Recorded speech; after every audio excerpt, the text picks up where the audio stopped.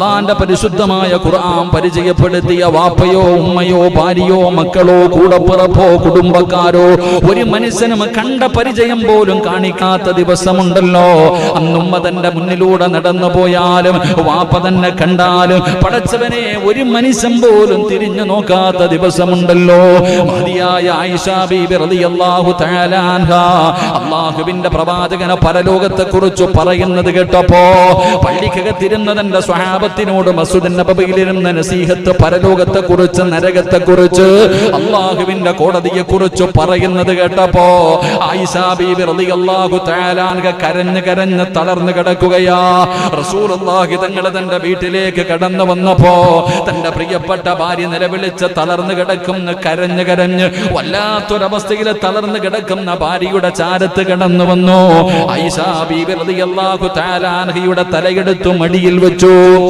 കരഞ്ഞു കിടക്കുന്ന തലതാ ബോധം കെട്ട് കിടക്കുന്ന ഭാര്യ ആ തളർന്നു കിടക്കുന്ന ഭാര്യയുടെ തലയെടുത്തു മടിയിൽ വെച്ചിട്ട് അല്ലാഹുവിന്റെ റസൂൽ ചോദിച്ചു, ആയിഷ എന്തിനാ നീ കരയുന്നത്? മുത്തുനബിയേ, അങ്ങ് പരലോകത്തെ കുറിച്ച് മരണത്തിന് ശേഷമുള്ള ജീവിതത്തെ കുറിച്ച് പറയുന്നത് കേട്ടപ്പോ അവിടെന്ന് ഭയന്നുകൊണ്ട് കരഞ്ഞതാണ്. അല്ലാഹുവിന്റെ അദാബുകൾ കൊണ്ട് നിറച്ച നരകത്തെ കുറിച്ച് പരലോകത്തെ കുറിച്ച് അങ്ങ് പറയുന്നത് കേട്ടിട്ട് കരഞ്ഞു പോയതാണെന്ന് മുത്തുനബിയോട് തന്റെ പ്രിയപ്പെട്ട ഭാര്യ പറയുമ്പോ അവിടെന്ന് പ്രവാചകന് കണ്ണുനീര് തുടച്ചുകൊണ്ട് സമാധാനിപ്പിക്കുകയാണ്. ആ സ്നേഹം കണ്ടപ്പോ തന്റെ ശരീരത്ത് കിടന്ന വസ്ത്രം എടുത്തിട്ട് മുത്തുനബി യഥാ തന്റെ പ്രിയപ്പെട്ട ഭാര്യയുടെ കണ്ണുനീര് തുടച്ചു കൊടുക്കുമ്പോ ആയിഷ ബീബി റളിയല്ലാഹു തആല അൻഹ ചോദിക്കുന്നു, യാ റസൂലല്ലാഹ്, എന്നെ വല്ലാത്ത സ്നേഹമാണോ നബിയേ? മുത്തുനബി പറഞ്ഞു, ആയിഷ എനിക്ക് നിന്നെ വല്ലാത്ത ഇഷ്ടമാണ്, എന്നോട് എനിക്ക് വല്ലാത്ത സ്നേഹമാണ്. ആയിഷ ബീബി അടുത്ത ചോദ്യം എന്തെന്നറിയോ? യാ റസൂലല്ലാഹ്, അല്ലാഹുവിന്റെ നബിയേ, നാളെ പടച്ച റബ്ബിന്റെ പരലോകത്ത് വെച്ച് എന്നെ കാണുമ്പോ ഈ സ്നേഹം എന്നോട് കാണിക്കുമോ നബിയേ? റസൂലുള്ളാഹി തങ്ങളോട് തന്റെ മടിയിൽ കിടന്ന് ചിരിക്കുന്ന മുഖത്തോട് മുത്തുനബിയോട് ചോദിക്കും. മുത്തുനബിയോട് ആയിഷ ബീവി ചോദിച്ചു, യാ റസൂലല്ലാഹ്, അല്ലാഹുവിന്റെ നബിയേ, നാളെ പരലോകത്ത് വരുമ്പോ ഈ സ്നേഹം എന്നോട് കാണിക്കുമോ? അതാ കരഞ്ഞുകൊണ്ടിരുന്ന ഭാര്യയുടെ കണ്ണുനീര് തുടച്ചു കൊടുത്ത ലോകത്തിന്റെ നേതാവിന്റെ കൈകാലുകൾ വിറയ്ക്കുകയാണ്. അവിടുത്തെ കണ്ടിടങ്ങൾ നിറഞ്ഞുകൊണ്ട് കണ്ണുനീര് താടി രോമത്തിലൂടെ ഒഴുകുകയാ. പരലോകത്തെ കുറിച്ച് പറഞ്ഞപ്പോ, അല്ലാഹുവിന്റെ കോടതിയെ കുറിച്ച് പറഞ്ഞപ്പോ അതുവരെ ചിരിച്ചു കൊണ്ടിരുന്ന പ്രവാചകന്റെ താടി രോമത്തിലൂടെ കണ്ണുനീര് ഒഴുകുകയാണ്. എന്തേ നബിയേ, എന്തേ നബിയേ?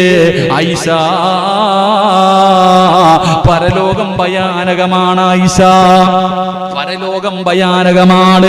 അവിടെ പടച്ചവനെ മുത്തുനബി പറയുകയാണ്, 3 സ്ഥലങ്ങളിൽ ഒരു മനുഷ്യനും മറ്റൊരു മനുഷ്യനെ സഹായിക്കില്ല. അല്ലാഹുവിന്റെ പ്രവാചകം പോലും അവിടെ നിന്ന് പറഞ്ഞു കൊടുത്തു എന്ന് ചരിത്രം പറയുമ്പോ അങ്ങനെയുള്ള പരലോകത്ത് ഞാനും നിങ്ങളും അല്ലാഹുവേ ആദം നബിയും നൂഹ് നബിയും ഇബ്രാഹിം നബിയും മൂസാ നബിയും ദാവൂദ് നബിയും യഅ്കൂബ് നബിയും യൂസുഫ് നബിയും യൂനുസ് നബിയും ഹാറൂൻ നബിയും യഹ്യാ നബിയും ഈസാ നബിയും മഹാനായ നബി മുഹമ്മദ് മുസ്തഫ സല്ലല്ലാഹു അലൈഹി വസല്ലമ തങ്ങൾ വരെയുള്ള 1,24,000 പരം വരുന്ന പ്രവാചകന്മാര്, അംബിയാ മുർസലീങ്ങള് എല്ലാവരും നാളെ പടച്ച റബ്ബിന്റെ കോടതിയിൽ ഒരുമിച്ച് കൂടുമല്ലോ.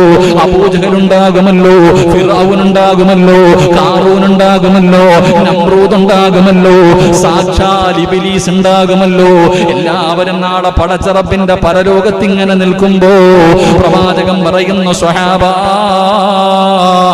ഒരു വിഭാഗം ജനങ്ങൾ തന്റെ പിരടിയിൽ വാള് വെച്ചുകൊണ്ട് തന്റെ പിരടിയിൽ ഇങ്ങനെ കഴുത്തിന്റെ പുറകിൽ ഇങ്ങനെ വാളിച്ചിട്ട് ശരീരത്തുകൂടെ ഇങ്ങനെ രക്തമൊലിപ്പിച്ചുകൊണ്ട് ഒരു വിഭാഗം വരും. സ്വഹാബാ,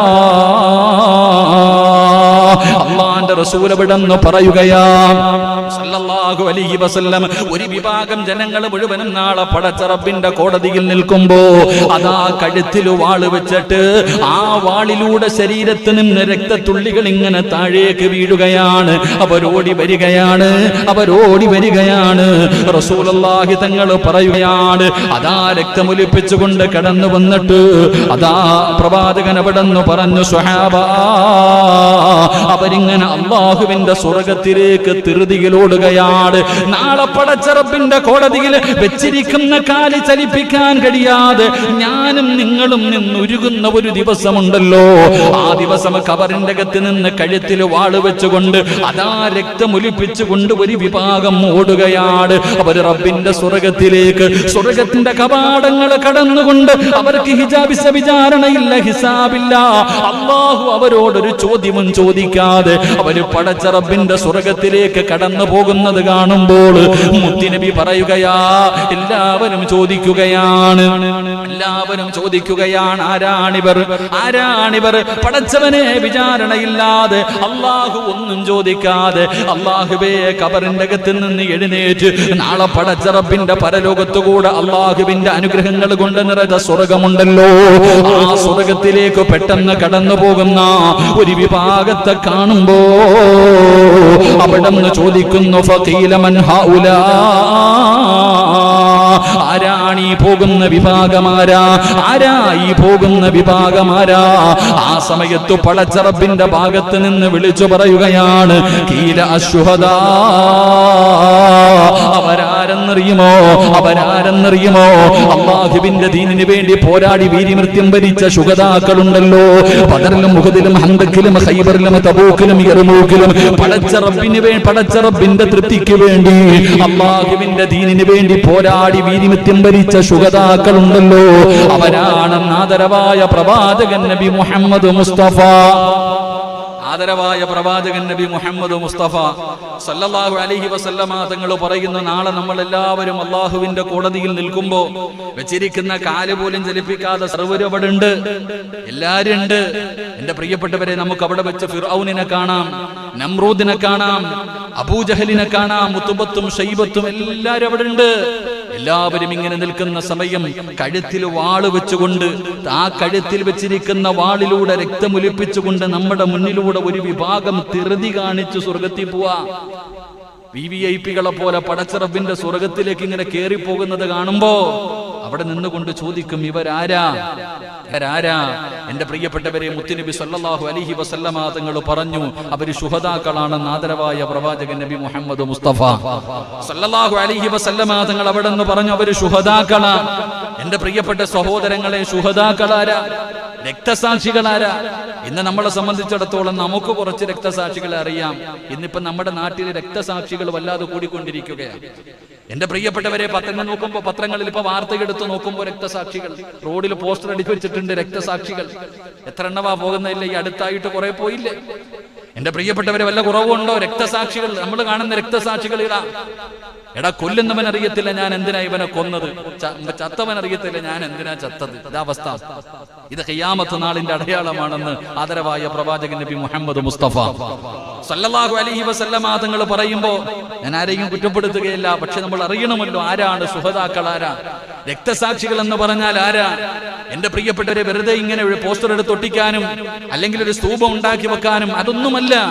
ആരാണ് യഥാർത്ഥ രക്തസാക്ഷി എന്ന് അള്ളാഹുവിന്റെ പരിശുദ്ധമായ ഖുർആൻ, അള്ളാന്റെ വിശുദ്ധമായ ഖുർആൻ എടുത്തു നോക്കൂ. വലാ തഹ്സബന്നല്ലദീന ഖുതിലൂ ഫീ സബീലില്ലാഹ്. അള്ളാഹുവിന്റെ പരിശുദ്ധമായ ഖുർആനിൽ അല്ലാഹ് പറയുന്നു, ആരാണ് രക്തസാക്ഷികൾ ആരെന്നറിയുമോ? ഷഹീദായവരാരെന്നറിയുമോ? അള്ളാഹുവിന്റെ ഖുർആൻ പറയുന്നു, വലാ തഹ്സബന്നല്ലദീന ഖുതിലൂ ഫീ സബീലില്ലാഹി അംവാതൻ ബൽ അഹ്യാഉൻ ഇൻദ റബ്ബിഹിം യുർസഖൂൻ.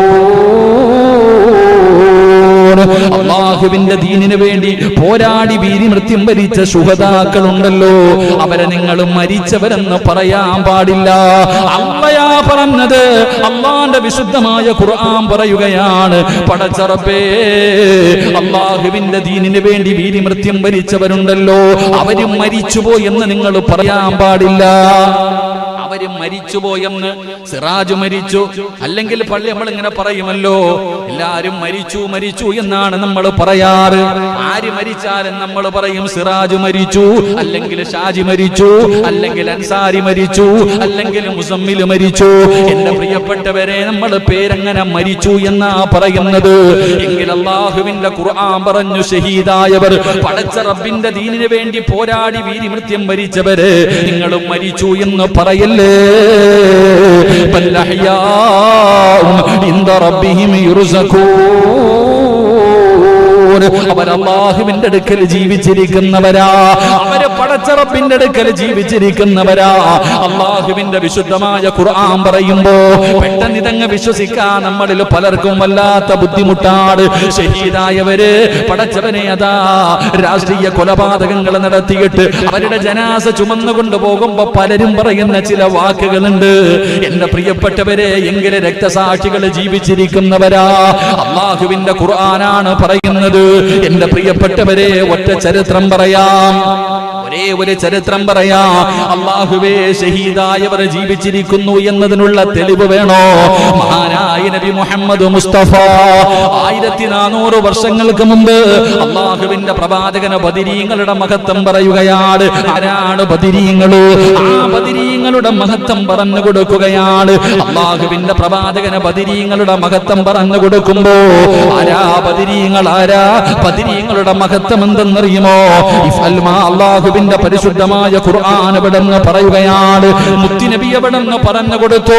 അല്ലാഹു അവരോട് പറഞ്ഞു, നിങ്ങൾ എന്ത് വേണമെങ്കിലും ചെയ്തോ, നിങ്ങൾക്ക് സ്വർഗമുണ്ടെന്ന് പരിശുദ്ധമായ ഖുർആൻ പറഞ്ഞു എന്ന് മുത്തുനബി എവിടെന്ന് പറഞ്ഞു കൊടുക്കുമ്പോ അതാ സദസ്സിൽ നിന്ന് പിരിഞ്ഞു പോവുകയാണ്. ബദരീങ്ങളുടെ മഹത്വം കേട്ട് പിരിഞ്ഞു പോവുകയാണ്. എന്റെ പ്രിയപ്പെട്ട സഹോദരങ്ങളെ, ഉഹദിന്റെ യുദ്ധത്തിന് വേണ്ടി തയ്യാറെടുക്കുകയാ. ഉഹദിന്റെ യുദ്ധത്തിന് വേണ്ടി സ്വഹാബത്ത് തയ്യാറെടുക്കുമ്പോ ഒരു മുടന്തനായ ഒരു പ്രായമുള്ള സ്വഹാബി ഉണ്ടല്ലോ, അല്ലാഹുവിന്റെ പ്രവാചകന്റെ മുന്നിലേക്ക് കടന്നു വരികയാണ്. അംർ ഇബ്നുൽ ജമൂഹ് റളിയല്ലാഹു തആല അൻഹു. വയസ്സനാണ്, കാലിന് മുടന്തുണ്ട്. പ്രായം ചെന്ന അംർ ഇബ്നുൽ ജമൂഹ് റളിയല്ലാഹു തആല അൻഹു അല്ലാഹുവിന്റെ പ്രവാചകന്റെ മുന്നിലേക്ക് കരഞ്ഞ കലങ്ങിയ കണ്ണുമായി, യാ റസൂലല്ലാഹ്, അല്ലാഹുവിന്റെ നബിയേ, എനിക്കൊരു സഹായം വേണം നബിയേ, എനിക്കൊരു സഹായം വേണം നബിയേ. അല്ലാഹുവിന്റെ പ്രവാചകൻ അവിടെന്ന് ചോദിച്ചു, എന്തേ വേണ്ടത്? മുത്തി നബിയേ, എനിക്ക് ബദറിൽ പങ്കെടുക്കാൻ കഴിഞ്ഞില്ല, എനിക്ക് ഉഹദിന്റെ രണാങ്കണത്തിൽ യുദ്ധത്തിന് പോകണം നബിയേ. എന്റെ മക്കൾ എന്നെ അനുവദിക്കുന്നില്ല, എന്റെ മക്കൾ എന്നെ അനുവദിക്കുന്നില്ല. അല്ലാഹുവിന്റെ പ്രവാചകന്റെ മുന്നിൽ പ്രായം ചെന്ന മുടന്തനായ അംർ ഇബ്നുൽ ജമൂഹ് റളിയല്ലാഹു തആല അൻഹു കരഞ്ഞുകൊണ്ട് പരാതി പറയുമ്പോ റസൂലുള്ളാഹി തങ്ങൾ ആ സ്വഹാബിയോട് പറഞ്ഞു, നിങ്ങൾക്ക് പ്രായമുണ്ടല്ലോ, അതുമാത്രമല്ല നിങ്ങൾ മുടന്തനാണല്ലോ, അതുകൊണ്ട് യുദ്ധം ചെയ്യൽ നിങ്ങളുടെ മേൽ നിർബന്ധമില്ലല്ലോ, നിങ്ങൾക്ക് ഉദറുണ്ടല്ലോ, അതുകൊണ്ട് കുഴപ്പമില്ല എന്ന് മുത്തുനബി പറയുമ്പോ ആ വൃദ്ധനായ മുടന്തനായ സ്വഹാബി അല്ലാഹുവിന്റെ റസൂലിനോട് പറഞ്ഞ മറുപടി എന്താ? അവിടെ വന്നിട്ട് പറയുന്ന, നബിയെ, എനിക്ക് ഷഹീദാകണം, എനിക്ക് യുദ്ധക്കളത്തിൽ പോയി ഷഹീദാകണം, എന്റെ മക്കൾ എന്നെ അനുവദിക്കുന്നില്ല നബിയെ, അതുകൊണ്ട് എന്റെ മക്കളെ ഒന്ന് ഉപദേശിക്കണം. റസൂലുള്ളാഹി തങ്ങൾ ചോദിച്ചു, ഒന്ന് പ്രായമായി, രണ്ട് നേരെ കാലു വികലാംഗനാണല്ലോ, മുടന്തുള്ള ആളാണല്ലോ, അതുകൊണ്ട് യുദ്ധത്തിന് പോകണമെന്ന് നിർബന്ധമില്ലല്ലോ, അല്ലാഹു നിങ്ങൾക്ക് ഉദർ തന്നിട്ടില്ലേ? മഹാനായ സഹാബി പറഞ്ഞു, ഇല്ല നബിയേ, എനിക്ക് യുദ്ധക്കളത്തിൽ പോയി ഷഹീദാകണം നബിയേ. ഈ ജീവിതത്തിൽ ജീവിച്ചിരുന്നിട്ട് പോകുമ്പോ എന്തെങ്കിലും ജീവിതത്തിൽ ചെയ്യണമല്ലോ. അവസാനം അല്ലാഹുവിന്റെ പ്രവാചകനാ സഹാബിയുടെ ആഗ്രഹം കണ്ടപ്പോ മുത്തുനബി അവിടുന്ന് അനുവാദം കൊടുത്തു യുദ്ധത്തിന് പോകാൻ. അംർ ഇബ്നുൽ ജമൂഹ് എന്ന് പറയുന്ന വൃദ്ധനായ സ്വഹാബിയുണ്ടല്ലോ, അല്ലാഹുവിന്റെ റസൂൽ അനുവാദം കൊടുക്കുമ്പോ എന്റെ പ്രിയമുള്ളവരെ തുള്ളിച്ചാടിയിട്ടാണ് തന്റെ വീട്ടിലേക്ക് കടന്നു പോയത്. അല്ലാഹുവിന്റെ റസൂൽ ഉഹദിന്റെ രണാങ്കണത്തിൽ പോകാൻ അനുവാദം കൊടുത്തു. അവസാനം ചരിത്രം പറയുകയാണ്, ഊരി പിടിച്ച വാളുമായിട്ട് മുടന്തി ഉഹദിന്റെ രണാങ്കണത്തിലേക്ക് കടന്നുപോയി ഷഹീദാവുകയാ. എന്റെ പ്രിയപ്പെട്ടവരെ, ഉഹദ് നമ്മൾക്ക് ഒരുപാട് ഗുണപാഠങ്ങൾ പഠിപ്പിക്കുന്നുണ്ട്. ഒരുപാട് നഷ്ടം വരുത്തിയതാണല്ലോ മഹാനായ സയ്യിദുനാ ഹംസ റളിയല്ലാഹു തആല അൻഹു. അല്ലാഹുവിന്റെ പ്രവാചകൻ ഒരുപാട് വേദനകൾ സമ്മാനിച്ച യുദ്ധമാ, ഒരുപാട് ഒരുപാട് സ്വഹാബത്ത് ഷഹീദായ യുദ്ധമാ. എന്റെ പ്രിയപ്പെട്ട സഹോദരങ്ങളെ, യുദ്ധം കഴിഞ്ഞു, ഷഹീദായവരെ മുഴുവനും കബറടക്കുകയാണ്. ഷഹീദായവരെ മുഴുവനും കബറടക്കുകയാണ്. ഒരേ കബറിന്റെ അകത്ത് ഒരുപാട് പേരെ കബറടക്കി. അവസാനം അംർ ഇബ്നുൽ ജമൂഹ് റളിയല്ലാഹു തആല അൻഹുവിനെ കബറടക്കുമ്പോൾ അതേ കബറിന്റെ അകത്ത് മറ്റൊരു സഹാബിയെ കൂടെ കബറടക്കി. അംർ ഇബ്നുൽ ജമൂഹ് റളിയല്ലാഹു തആല അൻഹു ആ സ്വഹാബിയുടെ മയ്യത്ത് കബറടക്കുമ്പോ അതേ കബറിന്റെ അകത്ത് മറ്റൊരു സഹാബി മഹാനായ ജാബിർ ഇബ്നു അബ്ദുല്ലാഹ്, ജാബിർ റളിയല്ലാഹു തആല അൻഹുവിന്റെ പ്രിയപ്പെട്ട പിതാവ്, രണ്ടുപേരെ കൂടെ ഒരേ കബറിന്റെ അകത്താണ് കബറടക്കിയത്. എന്റെ പ്രിയപ്പെട്ട സഹോദരങ്ങളെ, കബറടക്കി എല്ലാവരും പിരിഞ്ഞുപോയി. ഒരുപാട് വർഷം കഴിഞ്ഞു, ഒരുപാട് വർഷം കഴിഞ്ഞു. എന്റെ പ്രിയമുള്ള സഹോദരങ്ങളെ, 40 വർഷം കഴിഞ്ഞു. 40 കൊല്ലം കഴിഞ്ഞപ്പോ മഹാനായ ജാബിർ തങ്ങളാ ചരിത്രം പറയുന്നത്, സ്വന്തം പാപ്പയുടെ മയ്യത്ത് കബറടക്കിയ ജാബിർ റളിയല്ലാഹു തആല അൻഹു പറയുകയാണ്, 40 കൊല്ലം കഴിഞ്ഞപ്പോ വലിയ മഴയുണ്ടായി, ഒരു വലിയ മഴയുണ്ടായി. പടച്ചവനെ, വെള്ളപ്പൊക്കമുണ്ടായി. അവിടുന്ന് വെള്ളം ഇങ്ങനെ ഒലിക്കുകയാണ്. അതാ വലിയ മഴ പെയ്തിട്ട് വെള്ളം കൂടിയിട്ട് അതാ മണ്ണിടിഞ്ഞുകൊണ്ട് വെള്ളം ഇങ്ങനെ ഒഴുകുകയാണ്. ഉഹദിന്റെ രണാങ്കണത്തിൽ ഷഹീദായ സ്വഹാബാക്കളെ കബറടക്കിയ ആ ഖബർസ്ഥാനിന്റെ ഭാഗത്തുകൂടെ എന്റെ പ്രിയപ്പെട്ടവരെ വെള്ളം ഒഴുകുമ്പോ അതാ കബറടക്കി കിടന്ന പലരുടെയും കബറിന്റെ മുകളിൽ കിടന്ന മണ്ണുകളങ്ങോ മാറുകയാണ്. എന്റെ പ്രിയപ്പെട്ടവരെ, നമ്മളൊക്കെ കഴിഞ്ഞ വർഷം ഓർമ്മയുണ്ടോ, വയനാട് ജില്ലയിൽ പടച്ചവനെ ഉരുൾപൊട്ടലുണ്ടായപ്പോ പള്ളിപ്പറമ്പിൽ കബറടക്കപ്പെട്ട മയ്യത്തുകൾ പോലും ഒലിച്ചുപോയ സംഭവങ്ങൾ കണ്ടവരാ. കബറടക്കിയിരുന്ന മയ്യത്തുകൾ പോലും ഒലിച്ചുപോയത് ഞാനും നിങ്ങളും കണ്ടവരാണ്. അതാ പടച്ചവനെ, അതുപോലെ ഉഹദിന്റെ രണാങ്കണത്തിൽ ഷഹീദായ സഹാബത്തിനെ കബറടക്കിയിരുന്ന സ്ഥലത്തുകൂടെ വെള്ളം ഒലിച്ചുപോയിട്ട് കബറിന്റെ അകത്ത് കിടന്ന പല മയ്യത്തുകളും വെളിയിൽ കാണുന്നുണ്ട്. 40 കൊല്ലം കഴിഞ്ഞു. ജാബിർ റളിയല്ലാഹു തആല അൻഹുവിന്റെ മനസ്സിലൊരാഗ്രഹം, വാപ്പാനെ ഒറ്റയ്ക്കെടുത്തൊന്ന് കബറടക്കണമല്ലോ. മറ്റൊരു സഹാബിയുടെ കൂടെയാണ് കബറിന്റെ അകത്ത് കിടക്കുന്നത്. തന്റെ പിതാവിനെ ഒറ്റയ്ക്കൊന്ന് കബറടക്കണമെന്ന് മകനൊരാഗ്രഹം തോന്നി. എന്റെ പ്രിയപ്പെട്ടവരെ, അങ്ങനെ തന്റെ പ്രിയപ്പെട്ട പിതാവിന്റെ കബറിന്റെ ചാരത്ത് ചെല്ലുകയാണ്. 40 വർഷം കഴിഞ്ഞിട്ടാ കടന്നു പോകുന്നത്. എന്റെ പ്രിയപ്പെട്ടവരെ, ചരിത്രം പറയുകയാ, ജാബിർ റളിയല്ലാഹു തആല അൻഹു തന്റെ പ്രിയപ്പെട്ട പിതാവിന്റെ കബറിന്റെ ചാരത്ത് ചെന്നു. അതാ കബറങ്ങു മാന്തി നോക്കുമ്പോ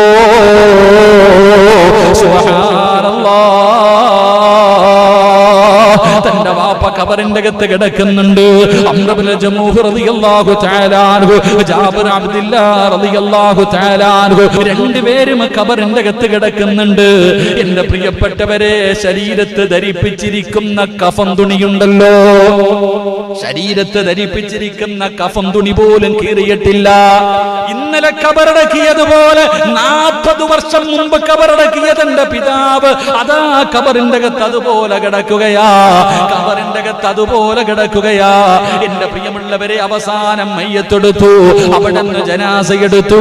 എന്നിട്ട് തന്റെ വാപ്പാനെ ഒറ്റയ്ക്ക് കബറടക്കാൻ വേണ്ടി അവിടുന്ന് മയ്യത്ത് വെളിയിലെടുത്തു.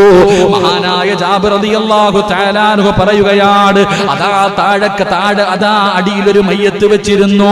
അംർ ഇബ്നുൽ ജമൂഹ് റളിയല്ലാഹു തആല അൻഹു, ആ സഹാബി ഉണ്ടല്ലോ, അവിടുന്ന് ആ സ്വഹാബിയുടെ മയ്യത്ത് കഫൻ പൊതിയുമ്പോ ആ സഹാബിയുടെ നെറ്റിയിൽ ഒരു അമ്പ് കൊണ്ടിട്ടുണ്ടായിരുന്നു. നെറ്റിയിൽ ഒരു അമ്പ് തറച്ചിട്ടാണ് അവിടുന്ന് ഷഹീദായത്.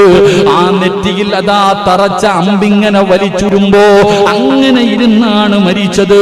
നെറ്റിയിൽ കൈ അതുപോലെ ഇരിപ്പുണ്ട്. ആണല്ലോ, മരിച്ചു കഴിഞ്ഞാല് പെട്ടെന്ന് കൈകാലുകളെ നേരെ വെക്കണം. കുറച്ച് സമയം കഴിഞ്ഞാ പിന്നെ നൂരില്ലല്ലോ. വാപ്പാടെ കൂടെ കബറിന്റെ അകത്ത് കിടന്ന സ്വഹാബി നെറ്റിയിൽ ഇങ്ങനെ കൈവച്ചിട്ടുണ്ട്. കാരണം അമ്പിങ്ങനെ വലിച്ചൂരിയിട്ട് കൈ അങ്ങനെ തന്നെ ഇരിക്കുകയാണ്. കൈ നോക്കാൻ കഴിഞ്ഞില്ല. അങ്ങനെ അവസാനം 40 കൊല്ലം കഴിഞ്ഞിട്ട് അംർ ഇബ്നുൽ ജമൂഹ് റളിയല്ലാഹു തആല അൻഹുവിന്റെ മയ്യത്ത് 40 കൊല്ലം കഴിഞ്ഞ് രണ്ടാമത് കബറടക്കാൻ ഒരുങ്ങുമ്പോ ജാബിർ റളിയല്ലാഹു തആല അൻഹു പ്രവാചകന്റെ സ്വഹാബിയാണ്. അതാ സ്വഹാബി പറയുകയാണ്, ആ നെറ്റിത്തടത്തിൽ വെച്ചിരുന്ന കൈയൊന്ന് നോക്കുമ്പോ സുബ്ഹാനല്ലാഹ് ഇത് കഥയല്ല മോനെ, ഇത് വെറുതെ ആരെങ്കിലും എഴുതി വെച്ച വെറും നോവലല്ല, ചരിത്രമ സാക്ഷിയാണ്. ആർക്കാണ് ഇത് നിഷേധിക്കാൻ കഴിയുക? ആ സഹാബിയുടെ നെറ്റിത്തടത്തിൽ വെച്ചിരുന്ന കൈയൊന്ന് നോക്കാൻ ശ്രമിക്കുമ്പോ പടച്ചറപ്പേ, നെറ്റിത്തടത്തിൽ നിന്ന് രക്തമങ്ങ് പൊടിയുകയാ. അതാ ജീവിച്ചിരിക്കുന്ന ഒരു മനുഷ്യന്റെ ശരീരത്തിൽ നിന്ന് രക്തമൊലിക്കുന്നത് പോലെ ആ സഹാബിയുടെ നെറ്റിത്തടത്തിൽ നിന്ന് രക്തമൊലിക്കുകയാ. അല്ലാഹുവല്ലേ പറഞ്ഞത്, അല്ലാഹുവല്ലേ പറഞ്ഞത്, വലാ തഹ്സബന്നല്ലദീന ഖുതിലൂ ഫീ സബീലില്ലാഹി അംവാത ബൽ അഹ്യാഉ ഇൻദ റബ്ബിഹിം അല്ലാഹുവിന്റെ പരിശുദ്ധമായ ഖുർആൻ. എന്റെ പ്രിയമുള്ള സഹോദരങ്ങളെ, ജാബിർ റളിയല്ലാഹു തആല അൻഹു തന്റെ പ്രിയപ്പെട്ട പിതാവിനെ ഖബറടക്കുമ്പോൾ 20 വയസ്സ്, തന്റെ വാപ്പാനെ ഖബറടക്കുമ്പോൾ 20 വയസ്സ്. അവസാനം 40 കൊല്ലം കഴിഞ്ഞു. ആ 40 കൊല്ലം കഴിഞ്ഞിട്ട് വെള്ളമൊലിച്ചു മഴവെള്ളപ്പാച്ചിലിൽ ആ ഖബർസ്ഥാനിൽ കിടന്ന മണ്ണുകൾ മുഴുവനും പോയപ്പോ മയ്യത്തുകൾ വെളിയിൽ കാണാം. അപ്പൊ മകനൊരാഗ്രഹം, വാപ്പ വേറൊരാളെ കൂടെ അല്ലേ കിടക്ക, ഒന്ന് ഒറ്റയ്ക്കെടുത്ത് ഖബറടക്കാൻ. എന്തായാലും മണ്ണൊക്കെ പോയല്ലോ, വാപ്പാനെ ഒന്ന് ഒറ്റയ്ക്കെടുത്ത് ഖബറടക്കാൻ മാറ്റാൻ വേണ്ടി ചെന്ന് നോക്കുമ്പോ വാപ്പാടെ ഖബറിന്റെ അകത്ത് താഴെ കിടക്കുന്ന സഹാബി, രണ്ടുപേരുടെയും മയ്യത്ത് ഇന്നലെ അടക്കിയതുപോലെ വസ്ത്രം പോലും കീറിയിട്ടില്ല. ഒന്ന് ആലോചിച്ച് നോക്കിയേ. എന്താ നിശ്ചയിക്കുന്നത്? നമ്മളെ ഇതൊക്കെ പറയുമ്പോ അങ്ങോട്ട് ദഹിക്കാറില്ല. എന്തിനാ സഹാബത്തിന്റെ ചരിത്രമൊക്കെ പറയുന്നത്? കഴിഞ്ഞ വർഷമാണെന്ന് തോന്നുന്നു പത്രം മുഴുവനും റിപ്പോർട്ട് ചെയ്തൊരു വാർത്തയുണ്ട്. കാസർഗോഡ് മഞ്ചേശ്വരം, കാസർഗോഡ്, എന്റെ പ്രിയപ്പെട്ടവരെ, കാസർഗോഡ് നീലേശ്വരം എന്ന് പറയുന്ന സ്ഥലത്ത്, കാസർഗോഡ് ജില്ലയിൽ ഒരു മനുഷ്യൻ ഒരു ഖബർ മാന്തി നോക്കുമ്പോ ഭർത്താവിന്റെ ഖബർ അതുപോലെ, മയ്യത്ത് അതുപോലെ, എത്രയോ വർഷം കഴിഞ്ഞിട്ട് ഖബർ മാന്തുമ്പോ വസ്ത്രം അതുപോലെ ഒന്ന് കീറാതെ കിടക്കുന്നു. സാധാരണ മനുഷ്യന്മാര്, അള്ളാഹു നമുക്ക് ഈമാൻ നൽകി ഗ്രഹിക്കുമാറാകട്ടെ. എന്റെ പ്രിയമുള്ളവരെ, അവിടെ എന്തോ പറയുന്നു, അംർ ഇബ്നുൽ ജമൂഹ് റളിയല്ലാഹു തആല അൻഹുവിന്റെ നെറ്റിയിൽ അമ്പ് തറച്ചിരുന്നു. മഹാനവറുകൾ അവിടെ നിന്ന് ആ വേദന സഹിക്കാൻ കഴിയാതെ കൈ ഇങ്ങനെ പിടിച്ചു. അങ്ങനെയാ അവിടെ നിന്ന് ഷഹീദായത്.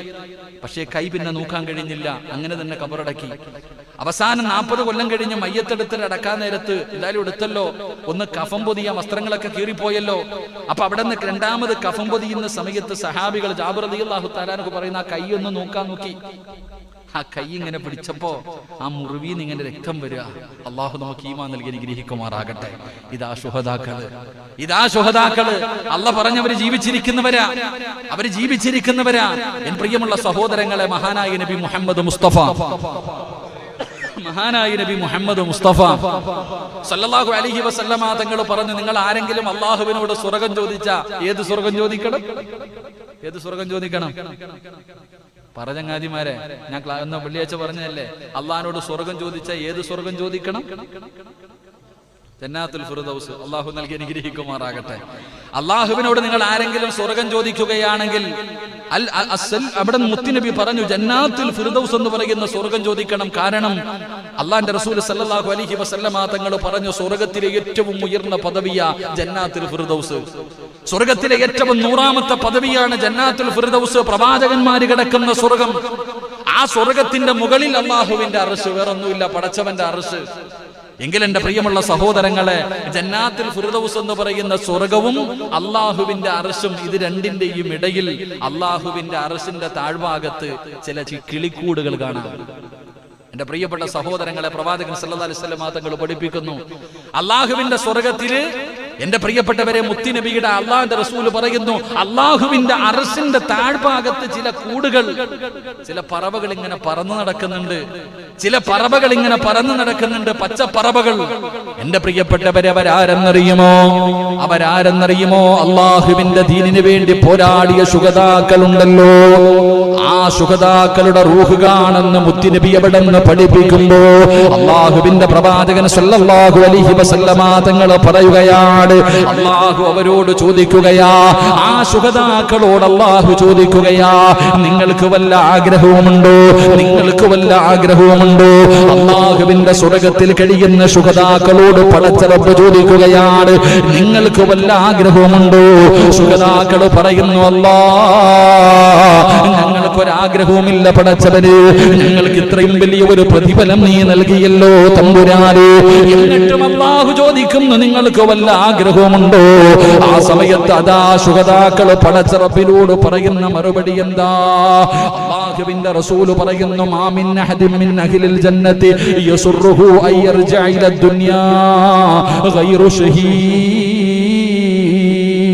ശുഹദാക്കളോട് പടച്ചറബ് ചോദിക്കുകയാ, റബ്ബിന്റെ സ്വർഗ്ഗത്തിൽ വെച്ച്, അല്ലാഹുവിന്റെ സ്വർഗ്ഗത്തിൽ വെച്ച് ശുഹദാക്കളോട് അല്ലാഹു ചോദിക്കുന്നു, നിങ്ങൾക്ക് വല്ല ആഗ്രഹമുണ്ടോ?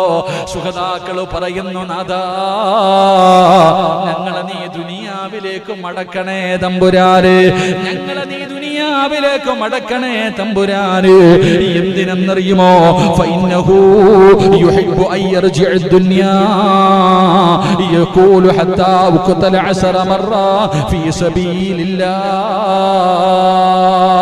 ഒരു ശുഹദാഇന് പടച്ചറബ് കൊടുക്കുന്ന പ്രതിഫലം എന്താണെന്നറിയുമ്പോ ശുഹദാക്കൾ അല്ലാഹുവോട് പറയുകയാണ്, ഞങ്ങളെ ദുനിയാവിലേക്ക് മടക്കിയാൽ അവിടെ ചെന്നു 10 പ്രാവശ്യം ഷഹീദാകാനാ അല്ലാഹ്. ഒരു പ്രാവശ്യമല്ല തമ്പുരാനെ, ഒരു പ്രാവശ്യമല്ല തമ്പുരാനെ, ദുനിയാവിൽ പോയിട്ട് 10 പ്രാവശ്യം അല്ലാഹുവേ നിന്റെ ദീനിന് വേണ്ടി ജീവൻ കൊടുക്കാൻ ഞങ്ങൾ തയ്യാറാ എന്ന് നാളെ അല്ലാഹുവിന്റെ അർശിന്റെ താഴ്ഭാഗത്ത് സ്ഥാനം കിട്ടുന്ന ശുഹദാക്കൾ പറയുമെന്ന് ലോകത്തിന്റെ നേതാവ് പഠിപ്പിക്കുമ്പോ, എന്റെ പ്രിയമുള്ളവരെ, ശുഹദാഇന്റെ പ്രതിഫലം ഇതാണ്, ശുഹദാഇന്റെ മഹത്വം ഇതാണ്, അല്ലാഹു അവർക്ക് കൊടുക്കുന്ന സ്ഥാനം ഇതാണ്. അതുകൊണ്ട് അല്ലാഹുവിന്റെ ഖുർആൻ പറഞ്ഞത് അവര് മരിച്ചെന്ന് നിങ്ങൾ പറയരുത്, ശുഹദാ എന്ന് വേണം അവരെ പറയാൻ.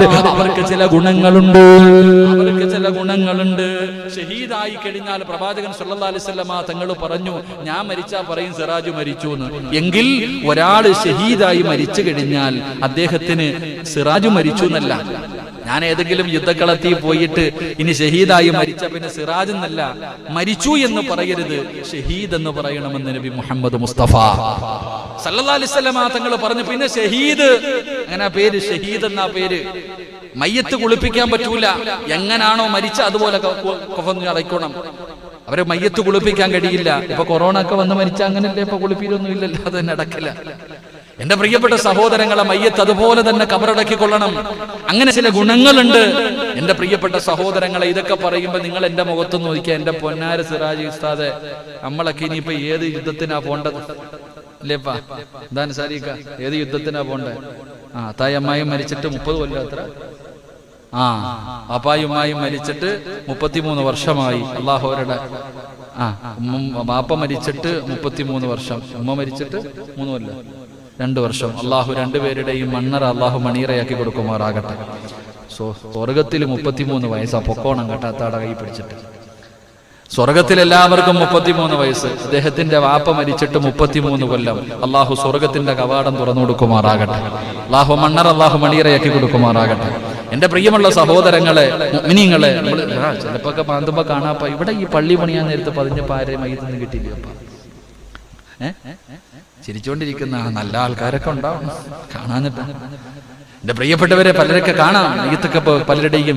ഇവിടെ പിന്നെ ഒരുപാട് സ്ഥലം കിടക്കുന്നുണ്ട്, കുഴപ്പമില്ല. മാന്തി നോക്കുമ്പോ അറിയാം, ചിലപ്പോ കിട്ടും, നല്ലതൊക്കെ കിട്ടും. അൽഹംദുലില്ലാ. അള്ളാഹു നമ്മുടെ മയ്യത്തുകള് മണ്ണ് തിന്നാത്ത മയ്യത്തുകളായി അള്ളാഹു സ്വീകരിക്കുമാറാകട്ടെ, അള്ളാഹു സ്വീകരിക്കുമാറാകട്ടെ. അതുകൊണ്ടാണ് ഇങ്ങനെ ഭാര്യ പറയാ, ഭർത്താവ് മരിച്ചു കഴിഞ്ഞാൽ ഭാര്യ പറയാറുണ്ട്, ഭർത്താവിന്റെ അതേ കബറിൽ തന്നെ എന്നെ അടക്കണം. അങ്ങനെ പറയാറുണ്ടല്ലോ ചില ആൾക്കാരൊക്കെ. അങ്ങനെ പറഞ്ഞിട്ട് കാസർഗോഡ് അങ്ങനെ അവിടെ നോക്കുമ്പോഴാണ് ഭർത്താവിന്റെ കബറിന്റെ അകത്ത് ഭാര്യയെ കബറടക്കാൻ നോക്കുമ്പോ ഭർത്താവിന്റെ മയ്യത്ത് ഇന്നലെ വെച്ചതുപോലെ കിടക്കാം. പത്രങ്ങളൊക്കെ റിപ്പോർട്ട് ചെയ്ത്, ഞാൻ ചുമ്മാ പറഞ്ഞൊന്നുമല്ല, പത്രങ്ങളൊക്കെ റിപ്പോർട്ട് ചെയ്ത വാർത്തയാണ്. ഇപ്പൊ 1 വർഷം കഴിഞ്ഞു എന്ന്. എന്റെ പ്രിയപ്പെട്ട സഹോദരങ്ങളെ, അള്ളാഹു നമ്മുടെ മണ്ണറ അള്ളാഹു മണീറയാക്കി തരുമാറാകട്ടെ. എന്നൊരു സഹോദരി എന്നെ നമ്മുടെ കുടുംബവുമായിട്ട് നല്ല ബന്ധമുള്ള ആൻഡോമാനിലുള്ളത്, അവരുടെ മകൻ ബാംഗ്ലൂരാ ഉള്ളത്. അവിടെ വന്നപ്പോ പടച്ചവനെ കൊറോണ പിടിച്ച്. ഇപ്പൊ അവരെ കൊണ്ടുപോയിട്ട് ഒരു റൂമിലിട്ടിരിക്കുക. എന്റെ അടുത്ത് പറഞ്ഞു, ഉസ്താദെ ഞാനല്ലാതെ വേറെ ആരുമില്ല. ഞാൻ പറഞ്ഞു അൽഹംദുലില്ലാ, കബറി ഇതിലെ കാര്യം വരിയതില്ലേ, ഇപ്പൊ പഠിച്ചോളാനാ പറഞ്ഞേ.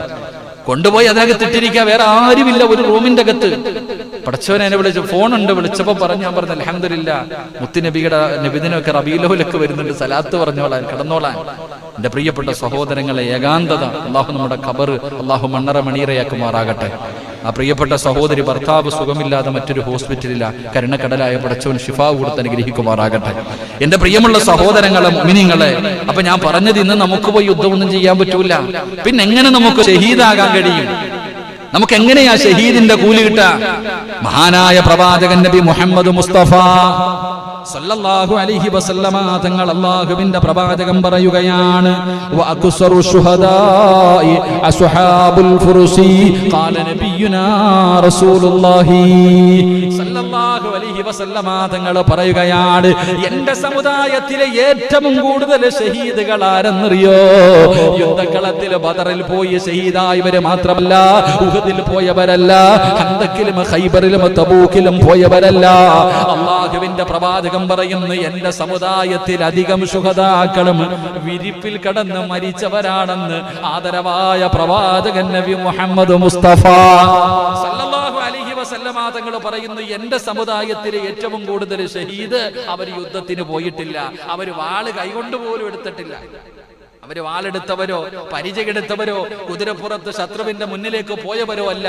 തന്റെ വീടിന്റെ അകത്ത് വിരിപ്പിന്റെ അകത്ത് കിടന്നു മരിച്ച ഒരുപാട് ശുഹദാക്കൾ ഉണ്ടെന്ന് ആദരവായ പ്രവാചകൻ നബി മുഹമ്മദ് മുസ്തഫ ആദരവായ പ്രവാചകൻ നബി മുഹമ്മദ് മുസ്തഫ സല്ലല്ലാഹു അലൈഹി വസല്ലമ തങ്ങൾ പറയുമ്പോൾ അല്ലാഹു ആ കൂട്ടത്തിൽ നമ്മളെ പെടുത്തുമാറാകട്ടെ.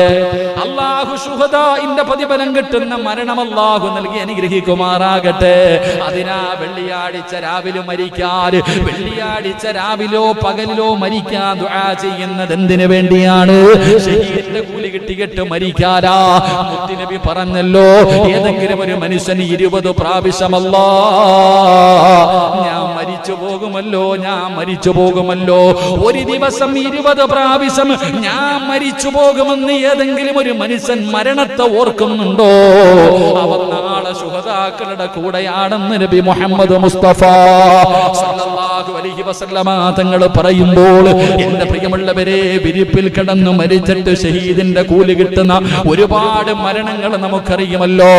എന്റെ പ്രിയപ്പെട്ടവരെ, ഞാനും നിങ്ങളും ഇന്ന് മദീനത്ത് പോയാൽ അല്ലാഹുവിന്റെ പ്രവാചകന്റെ മദീനയിലേക്ക് മുത്തുനബിയുടെ റൗള ശരീഫിന്റെ ചാരത്ത് ചെല്ലുമ്പോ ആ റൗളക്കകത്ത് അല്ലാഹുവിന്റെ റസൂലിന്റെ കാലിന്റെ ഭാഗത്ത് 2 സ്വഹാബികളെ കിടക്കുന്നുണ്ട്.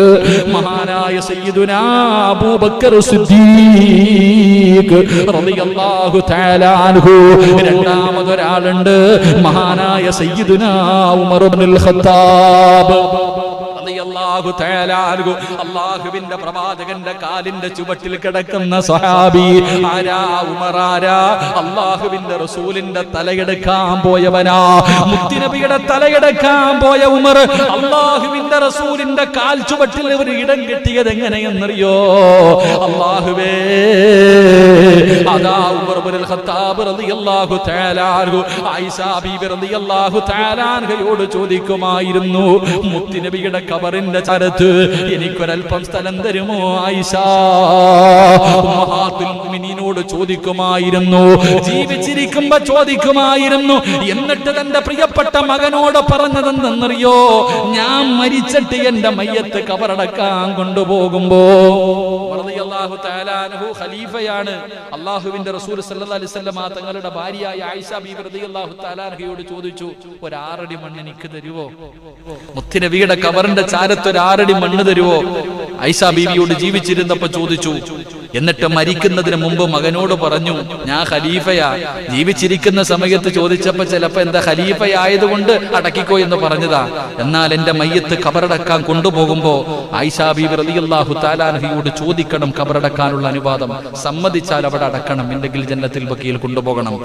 മുത്തുനബി സല്ലല്ലാഹു അലൈഹി വസല്ലമ തങ്ങളുടെ കാലിന്റെ ഭാഗത്ത് മദീനത്ത് ചെല്ലുമ്പോ അല്ലാഹു ചെന്ന് സിയാറത്ത് ചെയ്യാൻ ഭാഗ്യം തരുമാറാകട്ടെ. അല്ലാഹു ചെന്ന് സിയാറത്ത് ചെയ്യാൻ ഭാഗ്യം നൽകുമാറാകട്ടെ.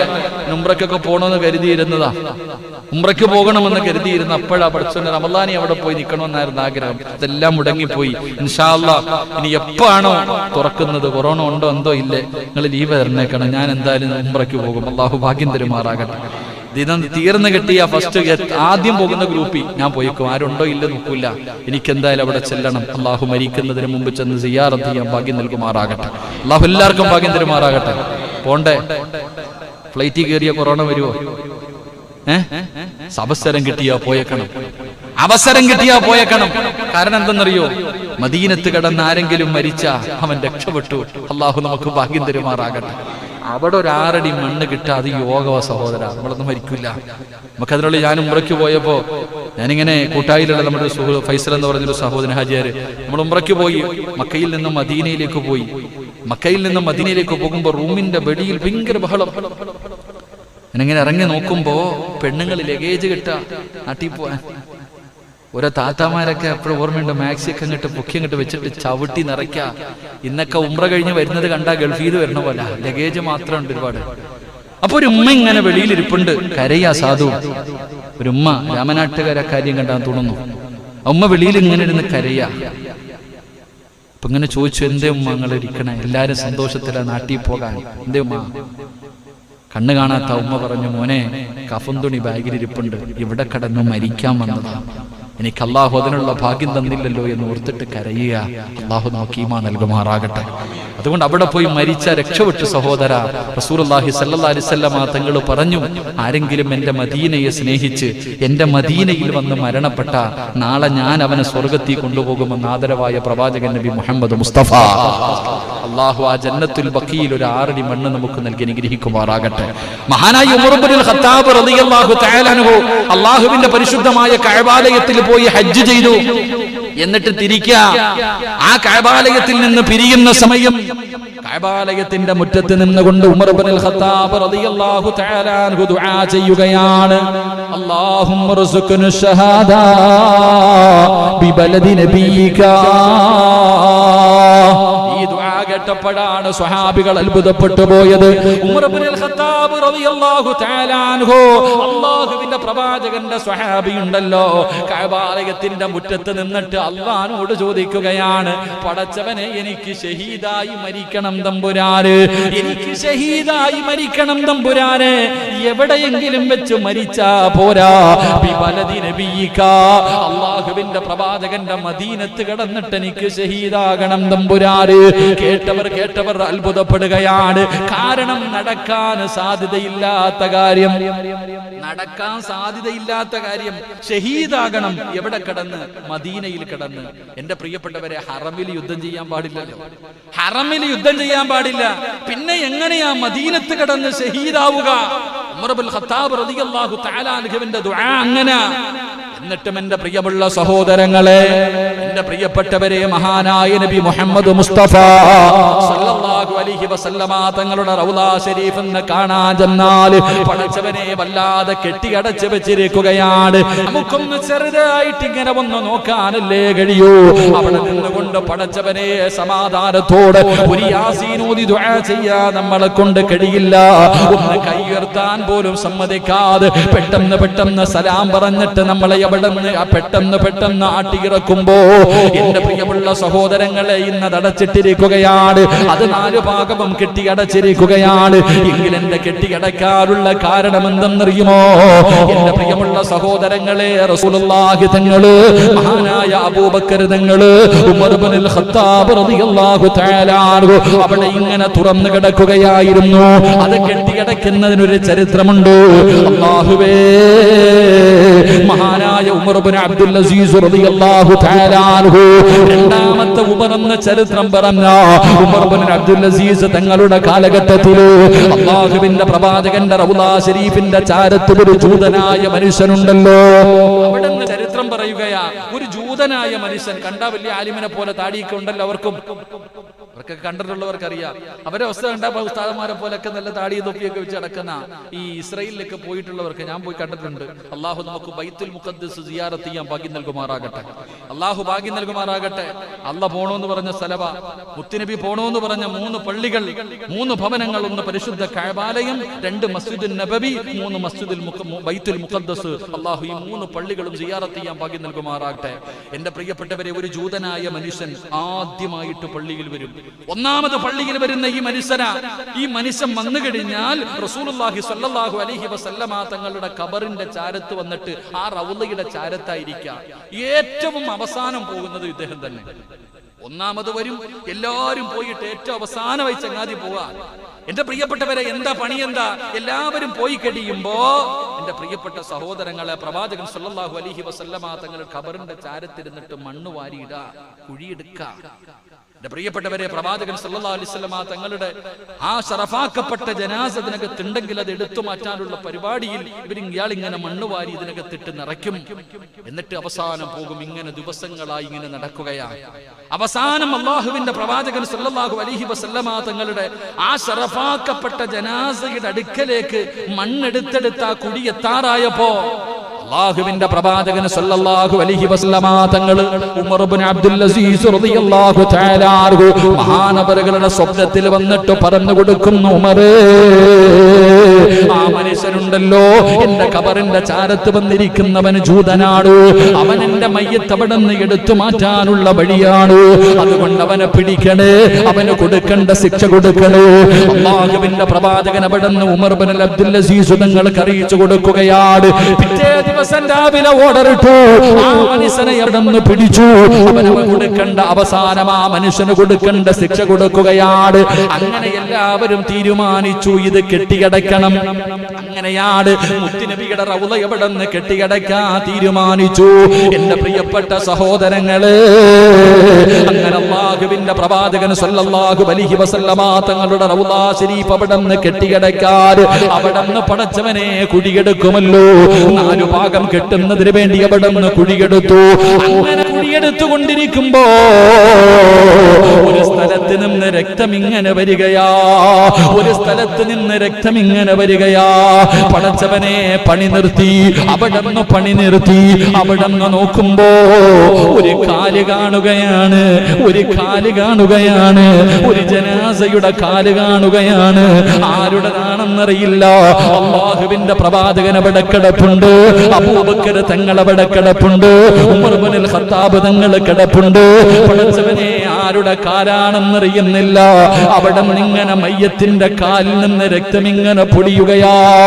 പടച്ചവനെ എല്ലാവർക്കും വല്ലാത്ത അത്ഭുതമായി. ഇതാരുടെ കാലാണെന്നറിയണമല്ലോ, ഇതാരുടെ കാലാണെന്നറിയണമല്ലോ. എന്റെ പ്രിയപ്പെട്ടവരെ, അന്ന് ജീവിച്ചിരുന്ന സ്വഹാബിയാണ് സുഫിയാൻ സൗരി റളിയല്ലാഹു തആല അൻഹു. അന്ന് മദീനത്തുണ്ടായിരുന്ന സ്വഹാബിയാണ്, അന്ന് മദീനത്തുണ്ടായിരുന്ന സ്വഹാബിയ. എല്ലാവരും കൂടെ സുഫിയാൻ സൗരി റളിയല്ലാഹു തആല അൻഹുവിന്റെ മുന്നിൽ ചെന്നു. എന്നിട്ട് അവിടെ നിന്ന് സംഭവം പറഞ്ഞു കൊടുത്തു. മഹാനവറുകൾ അവിടെ നിന്ന് കടന്നു വരികയാ. ഇതാരുടെ കാലാണെന്നറിയണമല്ലോ, ഈ രക്തം എവിടെ നിന്നാണ് വരുന്നതെന്നറിയണമല്ലോ. അവിടെ വന്നിട്ട് മണ്ണങ്ങോട്ട് മാറ്റുകയാണ്, അവിടെ വന്നിട്ട് മണ്ണങ്ങോട്ട് മാറ്റുകയാണ്.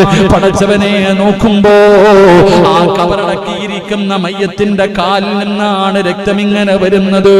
മഹാനായ സുഫിയാൻ സൗരി റളിയല്ലാഹു തആല അൻഹു ആ കാലിങ്ങനെ പിടിച്ചു നോക്കുകയാണ്. ഇതാരുടെ കാലാണ് റബ്ബേ, ഇതാരുടെ കാലാണ് റബ്ബേ. അവിടെ നിന്ന് കാലിങ്ങനെ പിടിച്ചു നോക്കുമ്പോ സുഫിയാൻ സൗരി റളിയല്ലാഹു തആല അൻഹു അവിടെ നിന്ന് പറഞ്ഞു, തിൽക റുജുലി ഉമർ ഇബ്നുൽ ഖത്താബ്. ഈ കാലാരുടെ കാലെന്നറിയുമോ? ഈ കിടക്കുന്ന രക്തമൊലിക്കുന്ന കാലാരുടെ കാലെന്നറിയുമോ? രണ്ടാമത്തെ ഖലീഫയായ മഹാനായ സയ്യിദുനാ ഉമർ ഇബ്നുൽ ഖത്താബ് റളിയല്ലാഹു തആല അൻഹു. ഉമർ തങ്ങളുടെ കാലിൽ നിന്നാണ് രക്തമൊലിക്കുന്നത്. ഏകദേശം 70 കൊല്ലം കഴിഞ്ഞു. 70 വർഷം കഴിഞ്ഞിട്ട് അല്ലാഹുവിന്റെ റസൂലിന്റെ കാലിന്റെ ഭാഗത്ത് കിടക്കുന്ന ഉമർ ഇബ്നുൽ ഖത്താബ് റളിയല്ലാഹു തആല അൻഹു മുത്തുനബിയുടെ തല കൊയ്യാൻ പോയ ഉമർ, മുത്തുനബിയുടെ തല കൊയ്യാൻ പോയ ഉമർ ജീവിച്ചിരുന്നപ്പോ പടച്ചറപ്പേ ഒരുപാട് പെൺമക്കളെ ജീവനോടെ കുടിച്ചു മൂടിയ സ്വഹാബി.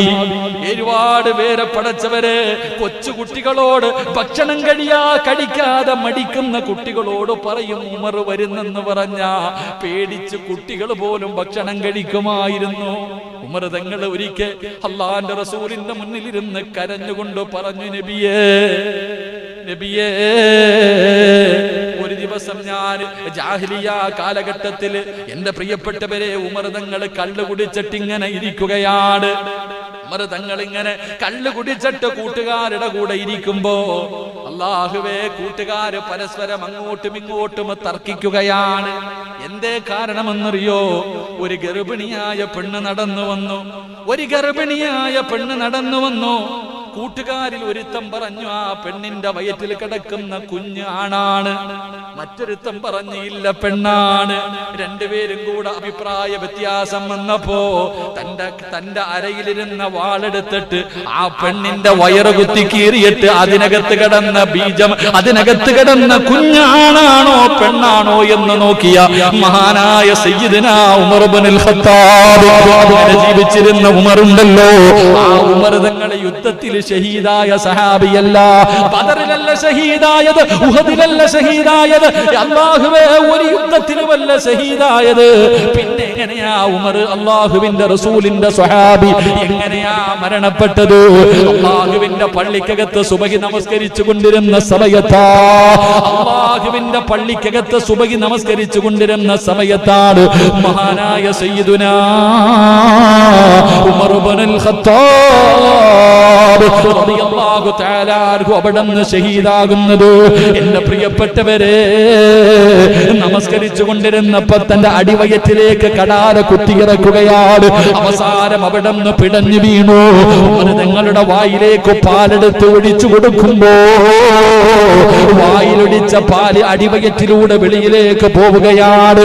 അങ്ങനെ ഷഹീദായ സഹാബിയ ഉമർ തങ്ങൾ സഹാബത്തിനോട് ചോദിച്ചു, സഹാബാ എന്നെ കുത്തിയത് മുസ്ലിമാണോ സഹാബ? അവിടെന്ന് ചോദിച്ചു, എന്നെ കുത്തിയത് മുസ്ലിമാണോ? അല്ല. അൽഹംദുലില്ലാഹ്, അൽഹംദുലില്ലാഹ്. എന്റെ പ്രിയപ്പെട്ട സഹോദരങ്ങളെ, അങ്ങനെ ഷഹീദായ ഉമർ ഇബ്നുൽ ഖത്താബ് റളിയല്ലാഹു തആല അൻഹുവിന്റെ ആ കാലിൽ നിന്ന് ആ രക്തമൊലിച്ചത് എന്ന് ചരിത്രം പഠിപ്പിക്കുന്നു. അല്ലാഹു ഈമാൻ തരുമാറാകട്ടെ. ഇതേപ്പ വിശ്വസിക്കാൻ വല്ല മടിയുണ്ടോ? ഇതൊക്കെ വിശ്വസിക്കാൻ വല്ല മടിയുണ്ടോ? അല്ലാഹു നമുക്ക് ഈമാൻ തരുമാറാകട്ടെ. അതാണ് ഷഹീദ്, അതാണ് ഷഹീദ്. ആ ഷഹീദിന്റെ മഹത്വം അറിയണണ്ട എന്റെ പ്രിയപ്പെട്ട സഹോദരങ്ങളെ. പടുവൃദ്ധനായ മുടന്തനുള്ള അംർ ഇബ്നുൽ ജമൂഹ് റളിയല്ലാഹു തആല അൻഹു നബിയെടുത്ത് വന്നിട്ട് പറയുന്നു, നബിയെ മക്കൾ അനുവദിക്കുന്നില്ല, നിങ്ങൾ പറഞ്ഞിട്ട് എന്നെ വിടണം. എന്തിന്? പെണ്ണെട്ടാനാ. എന്തേ ഉസ്താദെ, എന്റെ മക്കള് പെണ്ണെട്ടാൻ അനുവദിക്കണില്ല, ഭാര്യ മരിച്ചുപോയി, പാപ്പ വന്നിട്ട് പറയാ മക്കൾ അനുവദിക്കുന്നില്ല, ഒന്ന് പറഞ്ഞു റെഡിയാക്കാൻ. എന്നാൽ ഈ പ്രായം ചെന്ന സഹാബി, മുടന്തനായ സഹാബി റസൂലുള്ളാഹി തങ്ങളുടെ ചാരത്ത് വന്നിട്ട് പറയുന്നു, നബിയെ എനിക്ക് പോണം, നബിയെ യുദ്ധത്തിന് പോകണം, ഷഹീദാകണം. പ്രവാചകൻ പറഞ്ഞു, പ്രായമായില്ലേ, നിങ്ങൾക്ക് മുടന്തുണ്ടല്ലോ, നിങ്ങൾക്ക് പോണം നിർബന്ധം ഇല്ല നബിയെ, പോണം. എന്തുകൊണ്ട്? ഷഹീദിന്റെ പ്രതിഫലം.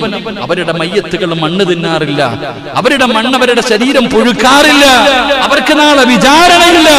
അവർ ഇന്നും എന്റെ പ്രിയപ്പെട്ടവരെ ഖബറിലാണെങ്കിലും അവരുടെ റൂഹുകൾ പച്ചക്കിളികളുടെ രൂപത്തിൽ അവർ അല്ലാഹു സുബ്ഹാനഹു വ തആല പടച്ചവന്റെ അർശിന്റെ താഴ്ഭാഗത്ത് ഇന്നും അവർ ജീവിച്ചിരിപ്പുണ്ട്. അവരുടെ റൂഹുകൾ അവർ ഭക്ഷണം കഴിക്കുന്നു എന്ന് മഹാനായ നബി മുഹമ്മദ് മുസ്തഫ സല്ലല്ലാഹു അലൈഹി വസല്ലമ തങ്ങൾ നമുക്ക് പഠിപ്പിച്ചു തരുന്നു.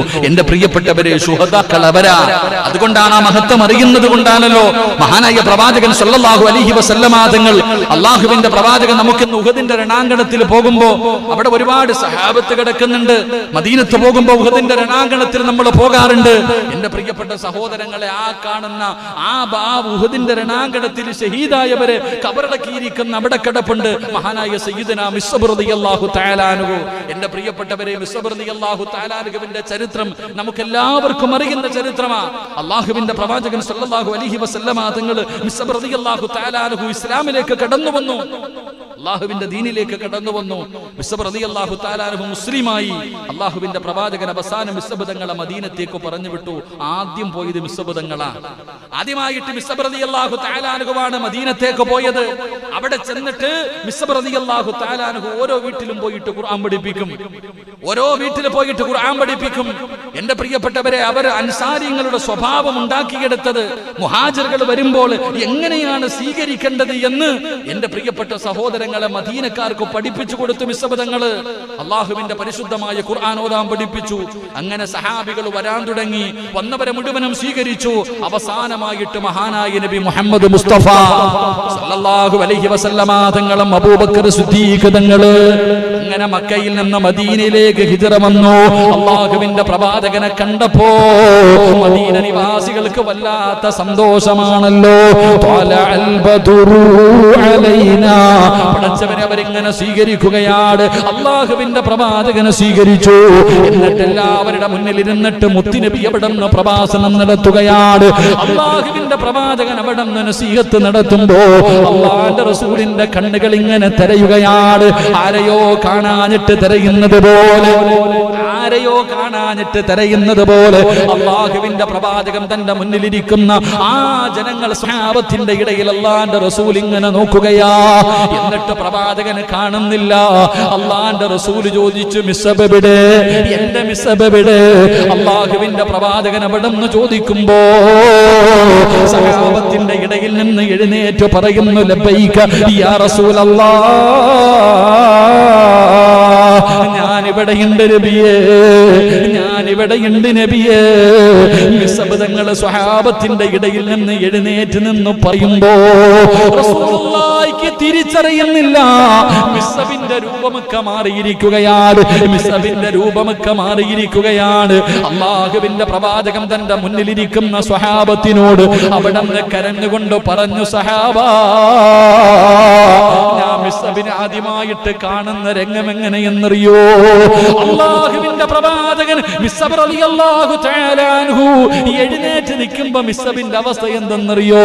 അള്ളാഹുവിന്റെ റസൂൽ അവിടെ നിന്ന് പറഞ്ഞു, ഞാൻ മിസ്അബിനെ ആദ്യമായിട്ട് കാണുന്നത് എങ്ങനെയെന്നറിയോ? ഞാൻ മിസ്അബിനെ മക്കയിൽ വെച്ച് ആദ്യമായിട്ട് കാണുന്നത് എങ്ങനെയെന്നറിയോ?